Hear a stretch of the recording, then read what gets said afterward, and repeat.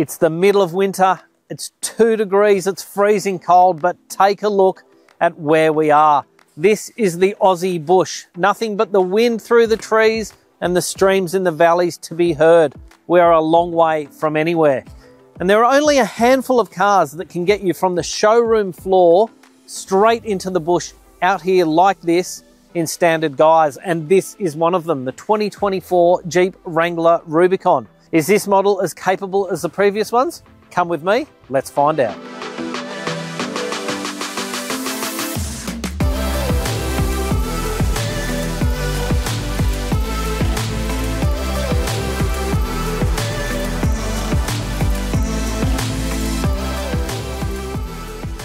I feel like we have come full circle with the new 4-cylinder engine. The original Willys Jeep was also powered by, I'm sure, a far more rudimentary, but nevertheless a 4-cylinder engine. It replaces the old V6 and is a 2-litre 4-cylinder turbocharged unit. It produces 200 kilowatts and 400 newton meters of torque. That is 9 kilowatts less power, but 53 more newton meters than the old engine it replaces. To a current owner, that may sound a little on the light side, but it is an excellent platform, and the 8-speed automatic is adept at putting the power where it is needed, when it is needed. We also have some extensive off-roading kit. Dana diffs, front sway bar disconnect, offering up to 25% more travel, True Lock electronic locking front and rear diffs, serious low-range gearing, a 4-to-1 transfer case with a 77.2-to-1 crawl ratio. The suspension is also set up for maximum off-road capability, and proper off-road tyres wrap it all up. I absolutely love Jeep Wranglers. I've owned a few of them, and I currently have one in the garage. The first one I bought was in 1999. It was a TJ Wrangler, and about 6 years ago I actually bought my second TJ Wrangler Sport, which is a lovely blue-grey colour. Interestingly, if you do want to get a 2-door Wrangler these days, you can only buy a 2-door in the Rubicon spec. And that may be a smart move by Jeep, given the modifications that most people made to their sport models to make them a truly great off-roader. This Jeep is not cheap.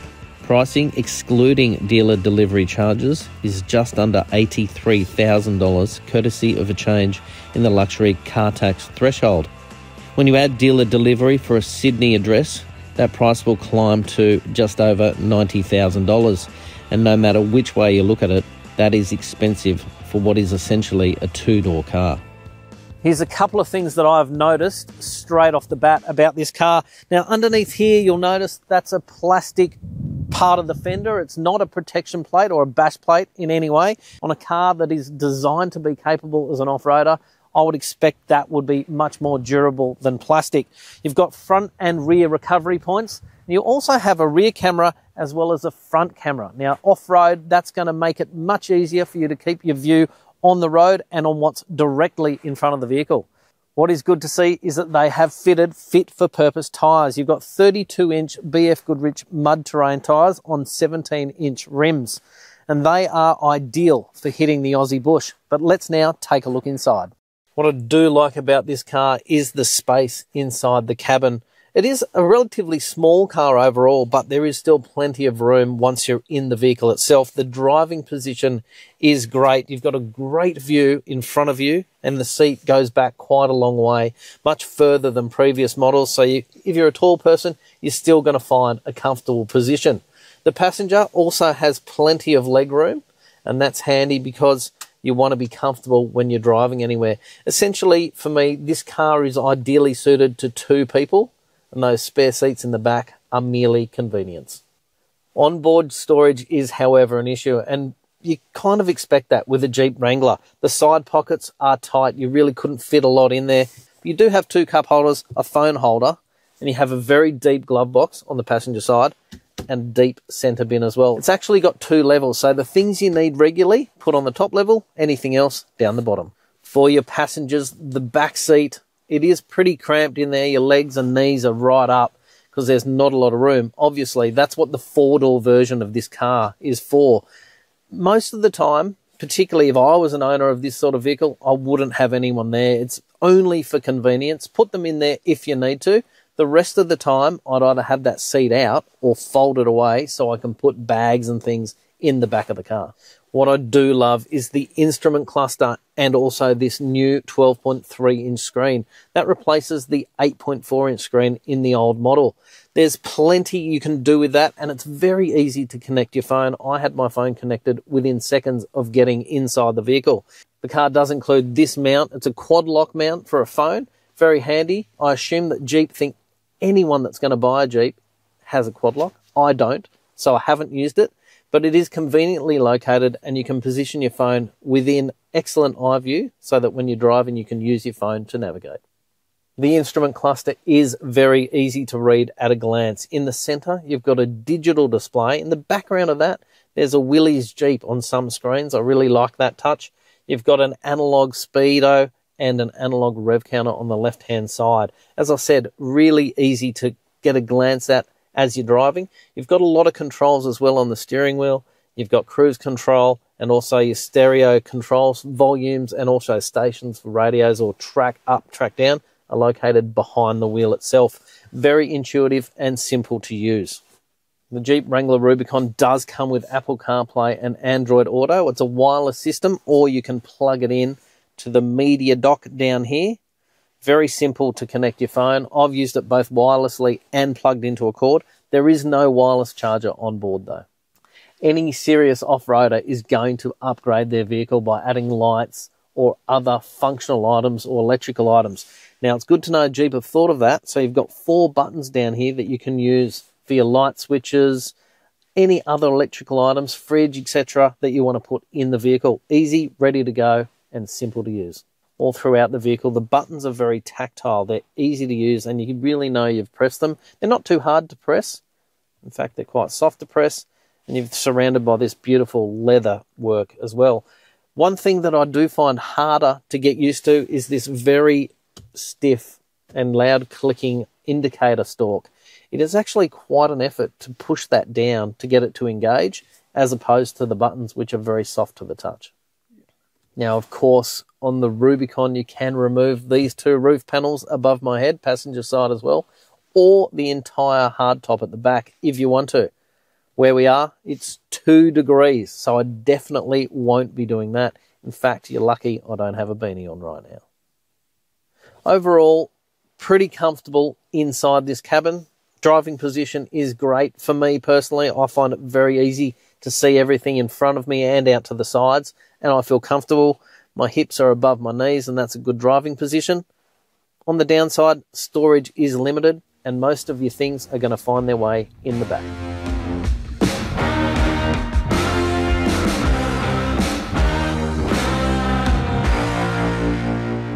The sense of adventure you get with a Jeep Wrangler Rubicon 2-door, my personal favourite, and to me the closest to the pedigree of that original Willys Jeep, is quite incredible. You do feel like you can go anywhere, and you really can.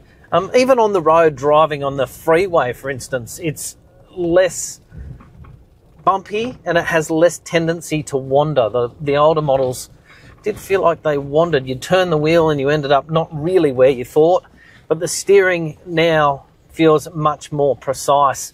And for anyone worried about buying this car and the 4-cylinder turbocharged engine, you need not worry. It really does have a lot under the bonnet.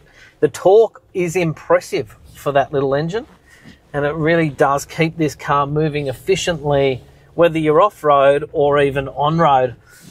I know driving on the freeway to get here, I was doing 100 and I had to pass a car in 110 zone, and there was still plenty left in the tank to be able to do that quickly, efficiently, and most importantly, not dangerously. So that is an impressive aspect of the engine and how it performs. One thing I did notice on the freeway, courtesy of the mud terrain tyres they fit on, obviously, is a little bit of a hum and a very slight vibration through the vehicle. And that is essentially just those tyres. Now, if you don't like that feeling, or you prefer a little bit of a quieter ride, you can go for an all-terrain. Personally, I wouldn't, because that ruins the look, in my opinion. I definitely wouldn't go anything below an all-terrain, though, if I was going to do anything with the tyres on this car. I think it would just look silly with road tyres on it, for instance. In terms of this vehicle, I love driving this car. As soon as I got in it, I was thinking to myself, this is one of the funnest cars that I've driven recently. I've owned a few Wranglers, obviously, and therefore I have an affinity for them. But I really found this one to be much more user-friendly on the road, but I know that it's extremely capable off the road. And those two things combined, when I stepped behind the wheel the first time, really made me feel like I was having a lot of fun. Even before I hit a track, just driving the car from where I picked it up home, I had a ball. I thought it was great fun. If you buy one of these and it's your daily driver, I think that the visibility is great in this car. You are driving a box, after all, on wheels, in essence. So where you see the car stop, that's pretty much where the car stops. So in terms of safety, when you're off-road or in tight conditions, this car is much more manageable than many others on the road today. Blind spots aren't really a thing because you can literally see out of every part of the vehicle. Being a short wheelbase, this car is kind of more bumpy than a longer wheelbase would be. That's because you don't have that distance to spread the bumps out across, but it's not uncomfortably bumpy at all. It's actually fun. You feel like you're driving a car, and that's something that I quite enjoy. Now I'm driving along a forestry trail. I'm in 4 high, which is an auto 4 high, and then you've got part-time 4 high. The auto 4 high is actually operates primarily as a 2-wheel drive for as long as conditions allow. And then obviously below that you've got 4 low, which you would use for any serious off-roading. But as far as forestry trails like this car really does eat them up. It will be interesting to see how it goes when we get to something far harder than this. And I think I'll definitely be slipping it into 4 low for that. Before we get any further, give us a thumbs up if you want to see more of this type of content. We're at Fire Truck Hill, and this will be a good challenge of this vehicle's capabilities, and I'm expecting it to just crawl through. I've actually disengaged the sway bar, or disconnected the sway bar, and I've also locked the front and rear differential, and that will give me more traction as I go up this loose rock as we just get underway. I am nervous about this. It's quite steep when you get up there, but we will do our best and see how we go. Got a bit of a step to my left, and now we're going to hug the path to the right, and then I'm going to switch to the left in a second.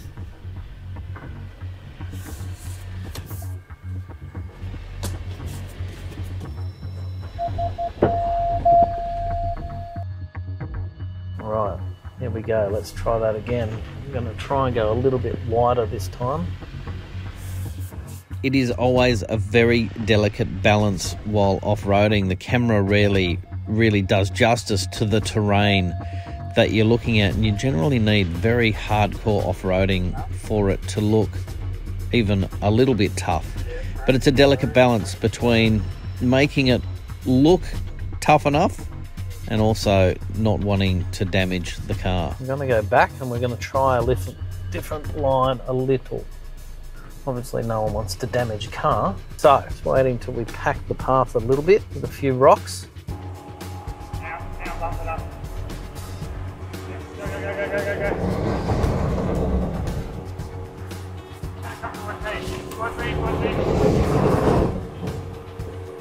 Go. Just not enough traction. It's not enough traction. So your clearance is fine. Yeah. I think it's going to be too hard. And we didn't make that challenge, but not from lack of trying. It isn't my car. That's the first and most important point, so I do want to look after it.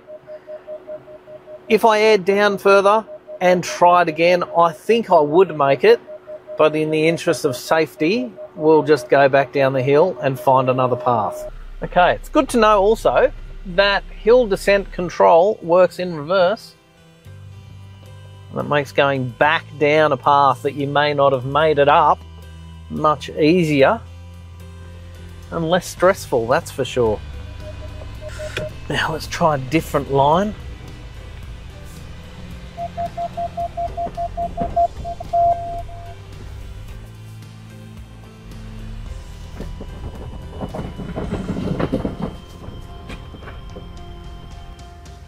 Alright, that was a little bit easier that way.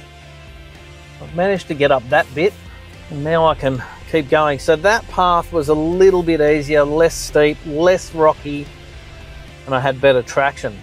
And even then the car, it really did know what to do. Well, the power is going to all the wheels. And it really does help it crawl along really well indeed. It's a shame we didn't make that other bit, but still, this is still quite the challenge.